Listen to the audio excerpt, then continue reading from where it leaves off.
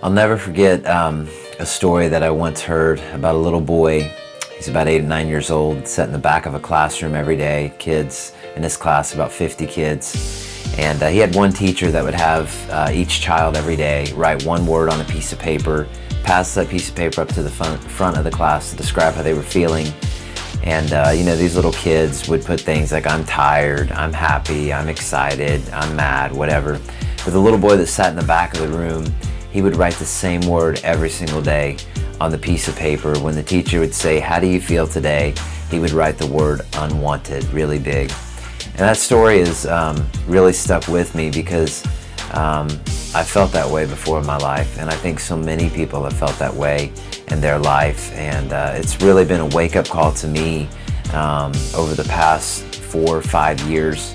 How many people that I've met that feel so unwanted, and not just feeling unwanted, but people that feel so unwanted that they get to that place in their life where they think about ending their life, giving it all up because they feel so hurt. And I think the actual idea for Unwanted, I was watching a movie, and on that movie there was a young girl that was going to take her own life and commit suicide, and she had left a letter to her parents, and there was a part of that letter that said, I feel so unwanted. And when I heard that, I thought, man, that's just how so many people feel. They feel so unwanted. And so that's kind of where this song came from,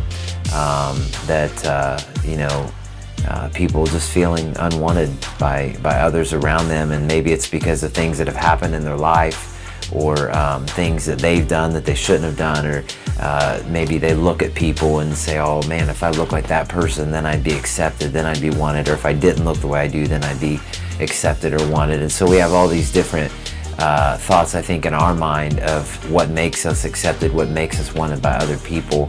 But the reality is we are loved, we are wanted, and there is a great purpose and a plan for every single one of us. And I love the message in this song.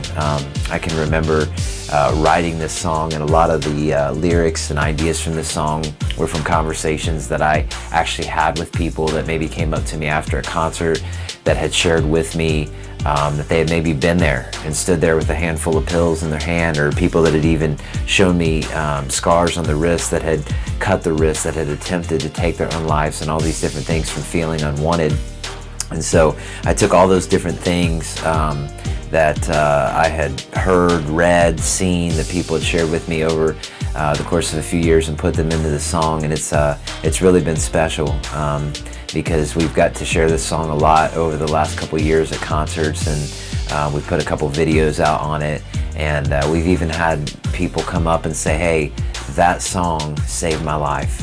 I was thinking about ending my life, and I stumbled across the video on YouTube, or maybe it was someone at a concert that came and heard the song, and they talked about how that the song and the message in the song saved their life and spoke hope to them, to let them know, you know what, regardless of how broken down you are, how scarred you are in your life, what's happened, that you are loved and you are wanted. So I think this is another one of those songs. It's a very, very important song, and has a great meaning and a great message. And really excited. There's 2 versions of this song on the album. There's an acoustic version, and there's also the original version, which a great friend of mine, Bethany Comley, did with me on this song. And she's just an amazing singer, and I know you guys are going to really enjoy hearing Bethany sing too. So be sure you check out Unwanted. You might think that you're